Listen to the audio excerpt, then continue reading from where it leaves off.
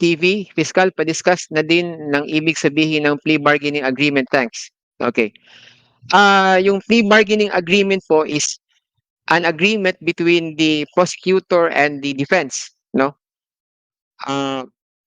Nangyayari po ito kapag nag-plead guilty to a lesser offense yung akusado.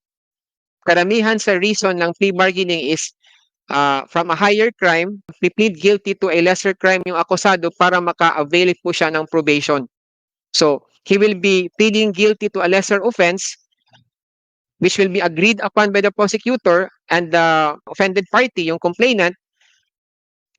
And then, ang effect po nun, the court will accordingly declare him guilty for that particular lesser offense, and then the accused, who is adjudged guilty, will then have to file an application for probation, no?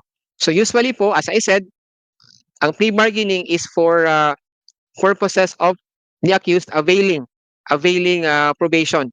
Pag hindi po kasi lalagpas ng 6 years yung penalty na ipapataw ng korte, the accused who is declared guilty for such an offense, na ang penalty po is hindi lalagpas ng 6 years, he can avail po of the law on probation, no?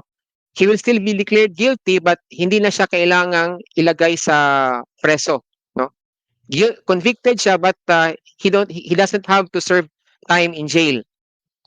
He only has to report to the probation office, let's say once a month, para ma-monitor siya ng probation officer. So, plea bargaining agreement between the defense and the prosecution. Tapos yung agreement na yun must have to be approved by the judge. Like what I said, pag nasa korte na po yung kaso, ang judge na po ang may say sa lahat ng bagay, no? Because the only job of the prosecutor during trial is to prove the criminal case. And in this case, kung payag naman yung offended party, agree to a plea bargaining proposal. Kasi it starts with a plea bargaining proposal.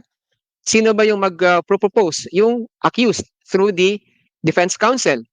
Pag sa tingin ng fiscal, tama naman, tapos sa win-win solution, no? Merong conviction, tapos payag yung complainant, then there will be a plea bargaining agreement, tapos itong plea bargaining agreement na to will have to be approved by the court.